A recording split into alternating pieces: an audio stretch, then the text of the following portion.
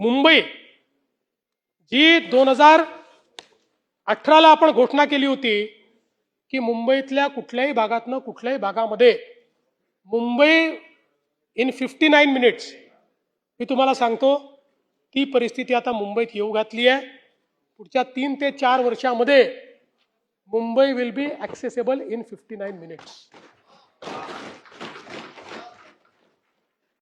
आता याच्यासोबत केवळ मुंबई नाही, तिसरी मुंबई देखील आपण तयार करतो.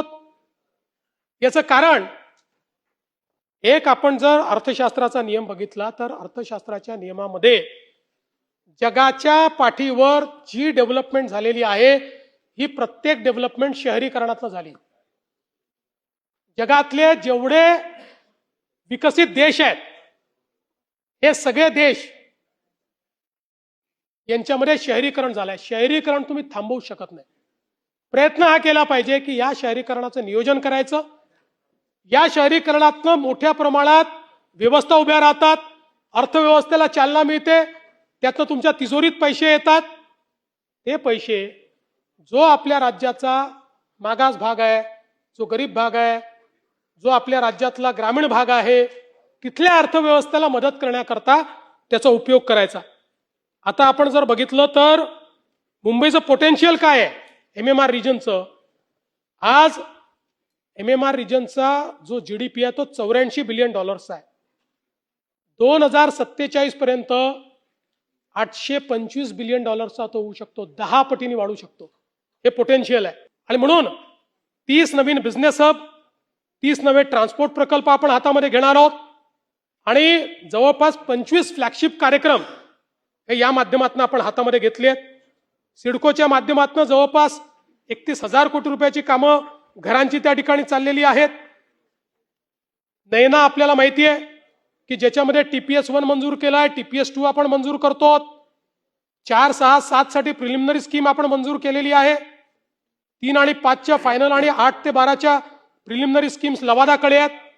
12 फ्लायओव्हर, 57 मायनर ब्रिज, 134 किलोमीटरचे स्मार्ट रस्ते, अशा पद्धतीनं त्या ठिकाणी आपण हे काम या ठिकाणी हातामध्ये घेतो. यासोबत नवी मुंबईमध्ये पुष्पक नोडला आपण एज्युसिटी तयार करतो. जगातल्या टॉप रँकिंग 8 युनिव्हर्सिटीज त्या ठिकाणी आलेल्या आहेत आणि ही एज्युसिटी तयार झाल्यानंतर त्या ठिकाणी 1 लाख विद्यार्थी शिकतील. 1 लाख.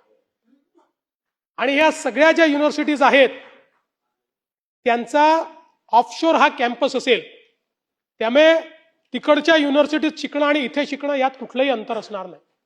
किंबहुना त्यांचे कदाचित 2 वर्ष इकडे 2 वर्ष तिकडे अशा पद्धतीनं ते शिकवतील.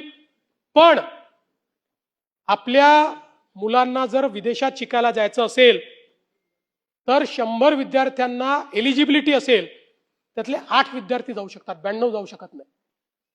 आज ते सगळे विद्यार्थी 25% या ठिकाणी शिकणार आहेत. आपण मेडिसिटी तयार करतो. जगातले बेस्ट अशा प्रकारच्या इन्स्टिट्यूशन्स त्या ठिकाणी येतात.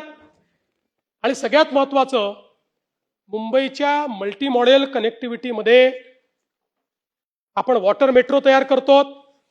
आमच्या नितेश राणेंनी त्याच्यामध्ये खूप चांगल्या पद्धतीनं काम केलंय. 6,066 कोटीचा प्रस्ताव आहे.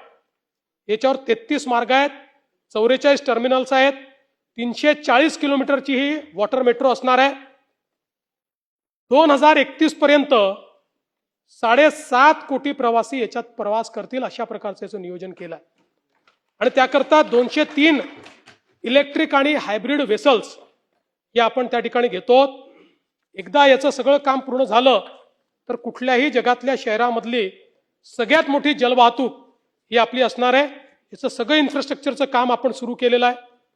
BKC मध्ये आपण पॉट टॅक्सी तयार करतो.